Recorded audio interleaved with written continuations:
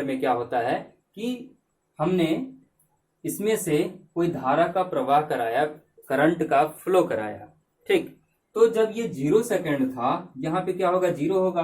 तब ये यहाँ पे हम किसी अपने घड़ी में किसी भी क्षण पे देखते हैं, यहाँ पे इस बिंदु पे यहाँ पे 2 एम्पियर की धारा इसमें प्रवाह हो रहा है। कब हो रहा है, किसी एक क्षण की बात कर रहे हैं, जब हमने अपने घड़ी में देखा तो उस सर्किट से, उस परिपथ से 2 एम्पियर का धारा प्रवाह हो रहा था, ठीक।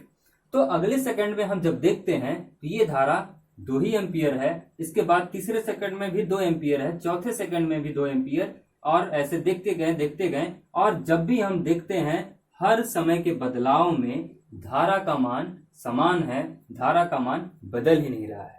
हर जगह कितना है, 2 एम्पियर, 2 एम्पियर और 2 एम्पियर, ठीक। तो इस वाले डायरेक्शन को हम क्या ले लिए, पॉजिटिव, ठीक। किधर ये धारा का प्रवाह बढ़ रहा है, इस साइड बढ़ रहा है पॉजिटिव की ओर, तो हमने इसको ले लिया पॉजिटिव, यानी धन आवेश, धन मान लिया, ठीक। यदि ये धारा का प्रवाह इसी दिशा में, एक ही दिशा में नहीं होता, अभी तो एक ही दिशा में हो रहा है, क्या ये कहीं दिशा अपना बदल रहा है, क्या नहीं बदल रहा है, एक ही दिशा में जा रहा है, इधर चलते जा रहा है, चलते जा रहा है, चलते जा रहा है। और हम क्या क्या नोटिस कर रहे हैं इसमें, हम ये देख रहे हैं कि हर समय में धारा का मान वही है, धारा की मात्रा नहीं बदल रही है, और साथ साथ में इसके जो धारा, वैद्युत धारा का जो दिशा है वो भी नहीं बदल रहा है, वो एक ही दिशा में है। किस दिशा में है, धन, ठीक, प्लस की ओर। इस दिशा को हमने माना कि ये प्लस है। अगर ये धारा का जो डायरेक्शन है, दिशा अपना बदलता, ये अगर मान लीजिए ये इधर जाने लगता, तब ये जो हम ग्राफ इधर बना रहे हैं, वो फिर हम ये जो बिंदु बनाए थे वो फिर हमें नीचे बनाना पड़ता, क्योंकि ग्राफ में आपको पता है कि ये ऊपर वाला प्लस होता है, नीचे वाला माइनस होता है। तो अगर ये अपना धारा, ये जो है, ये अपना दिशा बदलता, इधर जाने लगता, तो ये बिंदु फिर हमें नीचे बनाने पड़ते हैं। लेकिन डीसी करंट में ऐसा नहीं होता है, वो हमेशा एक ही दिशा में जाता है और धारा का मान बदलता नहीं है। तो ऐसे करंट को हम बोलते हैं डीसी करंट, यानी दिष्ट धारा। इसमें आप एक पॉइंट लिखना है तो लिख लीजिए कि दिष्ट धारा समय के साथ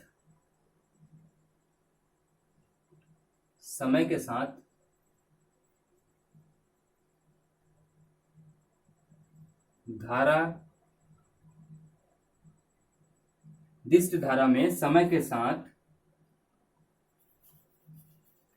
धारा का मात्रा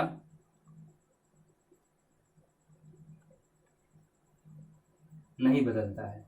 ये पॉइंट आप नोट कर लीजिएगा, ये समझने के लिए है कि समय के साथ धारा का मात्रा नहीं बदलता है। और ऐसा भी आप लिख सकते हैं कि इसके साथ साथ इसका दिशा भी नहीं बदलता है, ठीक। यह एक ही दिशा में प्रवाहित होती है। यह किसकी बात कर रहे हैं, वैद्युत धारा की, एक ही दिशा में प्रवाहित होती है, ठीक। तो आगे बढ़ते हैं। इसी टाइप से और भी होते हैं, जैसे कि परिवर्ती धारा। दूसरा क्या लेंगे आप, परिवर्ती धारा। परिवर्ती धारा क्या होता है, जिसको हम वेरिएबल बोलते हैं। इसमें क्या होगा, जब आप इसका ग्राफ बनाएंगे तो आप पाएंगे यहाँ ये समय है और ये क्या है, हमारा आई है, यानी वैद्युत धारा, ठीक। तो इसमें हम देखते हैं कि इसका बदलता रहता है।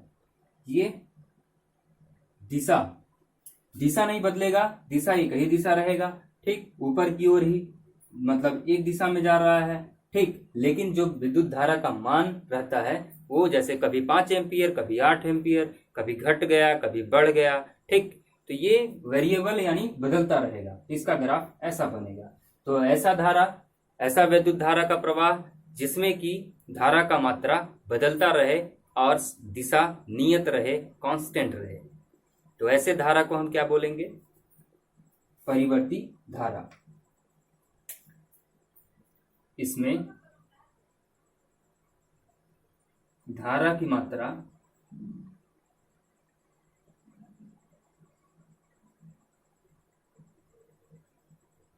बदलती रहती है, ठीक।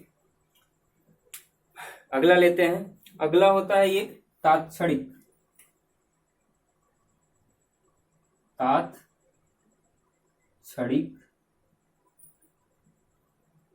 धारा। दिख रहा है ना?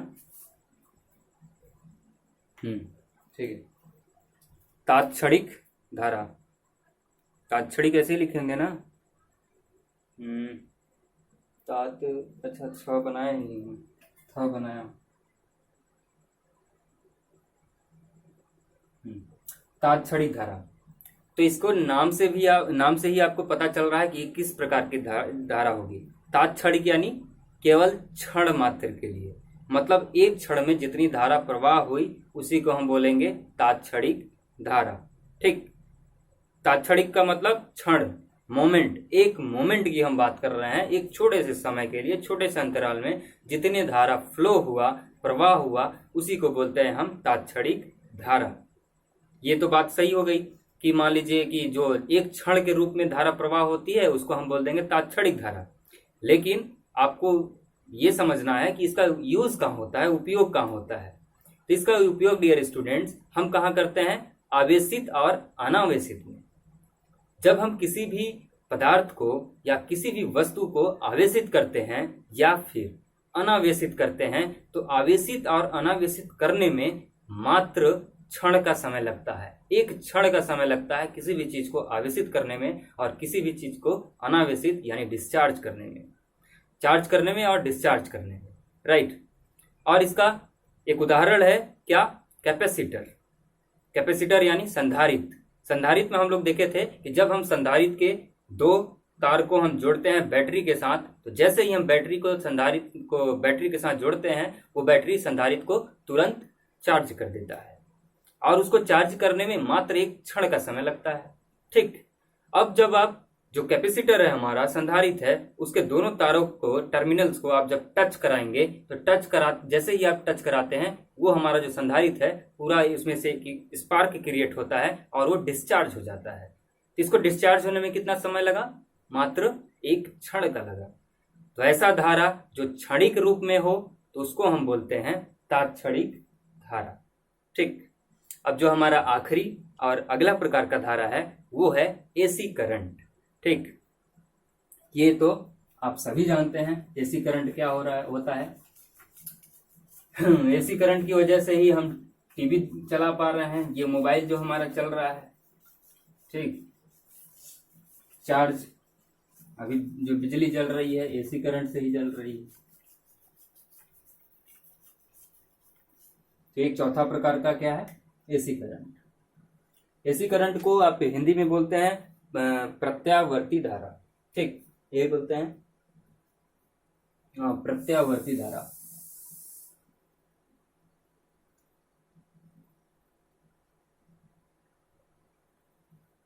प्रत्यावर्ती धारा यानी हम किसकी बात कर रहे हैं? AC current. ठीक, चलिए अब समझते हैं एसी करंट क्या होता है। अभी यहाँ पे हम थोड़ा सा समझेंगे एसी करंट के बारे में, हल्का सा जानकारी लेंगे कि क्या होता है। बाकी आपके 12th में इसका पूरा एक चैप्टर दिया हुआ है, तो आगे चल के इसमें हम डीप स्टडी करेंगे, गहन अध्ययन करेंगे। ठीक, तो आप चिंता मत कीजिए, पढ़ना बहुत कुछ है एसी के बारे में। ठीक, एसी के बारे में नहीं, एसी करंट के बारे में, राइट।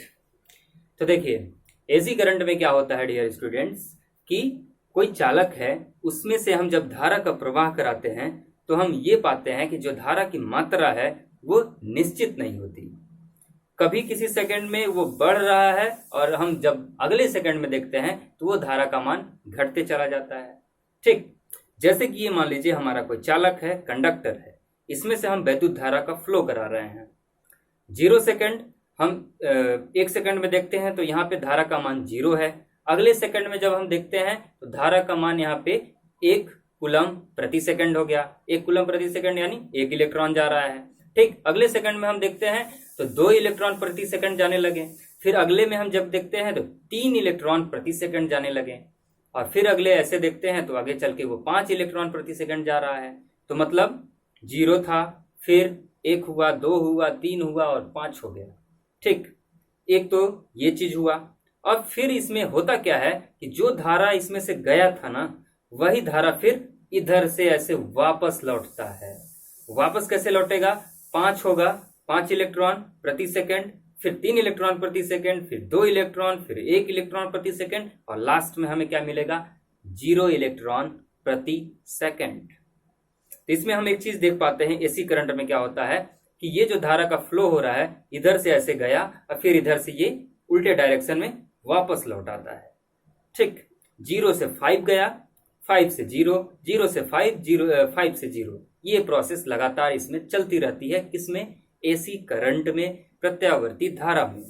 ठीक, और ये इसकी जो वर्किंग है, जो प्रोसेस है, प्रक्रिया है, ये पूरा एक पेंडुलम की तरह चलता है। पेंडुलम हम जानते होंगे, क्लास 11th में पढ़े थे, सरल लोलक जिसको आप बोलते हैं। तो पेंडुलम में क्या होता है कि पेंडुलम को एक बार अगर ऑसिलेट करा दिया जाए, उसको हिला दिया जाए, तो ये ऐसे जाता है, इधर फिर इधर फिर इधर फिर इधर, ये बार बार ऐसे ऐसे करता रहता है। तो सेम इसी टाइप से एसी में भी होता है, जितना धारा इधर गया उतना ही धारा फिर इधर लौट आएगा, और यही प्रोसेस उसमें चलती रहती है। तो ऐसे करंट को हम क्या बोलते हैं, प्रत्यावर्ती धारा यानी एसी करंट बोलते हैं। राइट, समझ में आया? नहीं समझ में आया तो चलिए हम एक एग्जांपल लेते हैं। मान लीजिए एक दीवार है। ठीक, ये एक दीवार है, इसमें हमें गड्ढा करना है। ठीक, अगर इसमें हमें गड्ढा करना है तो हमने क्या किया, एक कुदाली लिया और कुदाली को यहाँ से इसमें टकराया और इसको टकरा के टच करके वो वापस चला गया। ठीक, फिर दूसरा कुदाली आया, वो इसको टच किया, आगे चला गया। फिर तीसरा आया, वो इसको यहाँ पे बल लगाया, टच किया और चला गया। फिर तीसरा कुदाली, और चौथा, पांचवा, ऐसे करके करके 100 कुदाली यहाँ से गुजरे और यहाँ पे गड्ढा हो गया दीवार में। हमें गड्ढा चाहिए था, हमारा कार्य हो चुका, गड्ढा हमें मिल गया। ठीक, अब उसकी जगह पे हम क्या किए कि उसकी जगह पे 100 कुदाली का यूज नहीं करके हमने केवल 5 कुदाली का यूज किया, और यहां से पहले 1 कुदाली गया, फिर 2, 3, 4, 5, पांचों कुदाली इधर गए, फिर वो वापस इधर लौटे, फिर वो इधर गए, फिर वो इधर आए, फिर ये लगातार ऐसे आते जाते मतलब इधर वापस, फिर जाना, फिर आना, फिर जाना, फिर आना करते करते गड्ढा हमें मिल गया। ठीक, तो ये होता है एसी करंट। करंट यानी धारा की मात्रा वही रहेगा, लेकिन होता क्या है कि जितना धारा इधर से गया उतना ही धारा दूसरे तरफ से फिर दूसरे दिशा में लौट आता है। डीसी करंट में हम लोगों ने समझा था कि उसमें केवल धारा का प्रवाह एक ही दिशा में होता है, 2 दिशाओं में नहीं होता है, और धारा की मात्रा नियत रहती है, समान रहता है।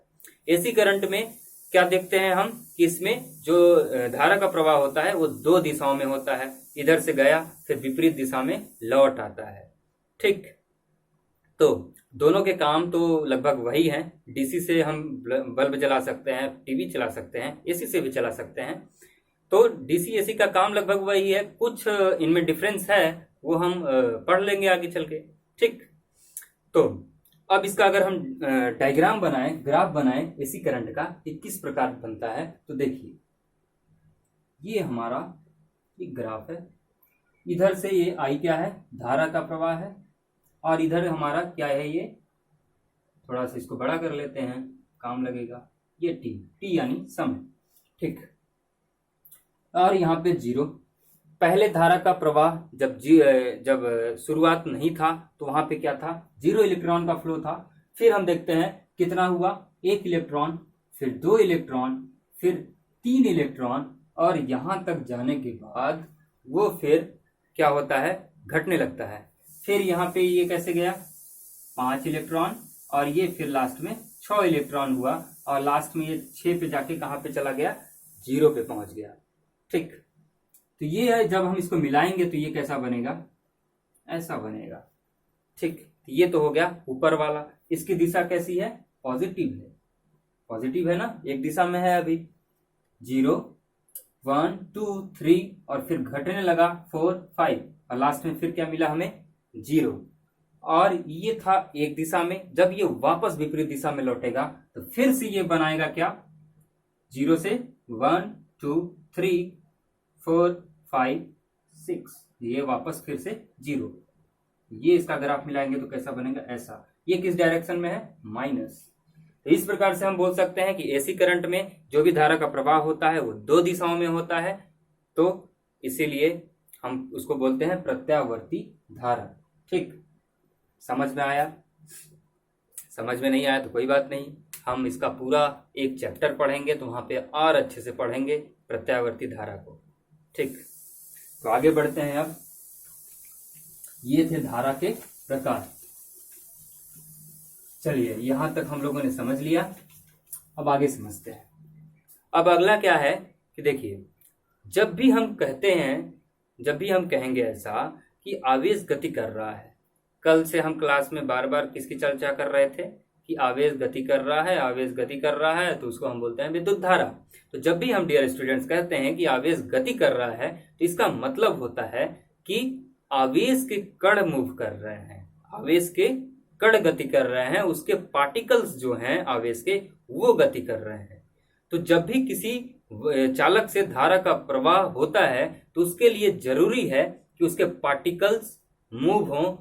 किसके पार्टिकल्स यानी कण, आवेश के कण। तो धारा प्रवाह के लिए ये जरूरी है कि पार्टिकल्स उससे गति करें। अगर पार्टिकल्स नहीं मूव करेंगे, नहीं गति करेंगे, तो धारा का प्रवाह संभव नहीं है। ठीक, तो इन पार्टिकल्स को जो धारा के प्रवाह में गति करते हैं उसको हम बोलते हैं आवेश वाहक। क्या बोलते हैं हम उसको? आवेश वाहक। आवेश वाहक। अगर कोई आपसे पूछता है कि विद्युत धारा को प्रवाह कराने के लिए हमें किस चीज की आवश्यकता होती है, तो आप एक वर्ड में आंसर देंगे कि अगर हमें किसी चीज से विद्युत धारा का प्रवाह कराना है तो उसके लिए हमें आवेश वाहक होना ही चाहिए। अगर आवेश वाहक नहीं होंगे तो विद्युत धारा का प्रवाह संभव नहीं है। ठीक, और ये आवेश वाहक क्या होते हैं? तो ये आवेश वाहक वे कण हैं जो आवेश को लाते हैं। ठीक, जो आवेश को लाते हैं और धारा प्रवाह में गति करते हैं। तो यहाँ पे आपको लिखना है तो लिख लीजिए कि आवेश वाहक वे कण हैं जो आवेश को लाते हैं। लाने का मतलब उसको कंप्रेस करके इकट्ठा करते हैं, एकत्र करते हैं, और वैद्युत धारा में गति करते हैं। ठीक, और जो वैद्युत धारा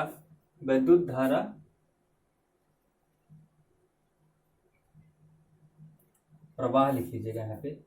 वैद्युत धारा प्रवाह में जब धारा का फ्लो होता है, प्रवाह होता है, तो उसमें ये क्या करते हैं? गति करते हैं, गतिमान रहते हैं। ठीक, अब देखिए, आवेश वाहक की हम बात कर रहे हैं तो हमारे पास बहुत सारे माध्यम होते हैं। ठीक, अलग अलग माध्यम होते हैं कि किसमें से विद्युत धारा का प्रवाह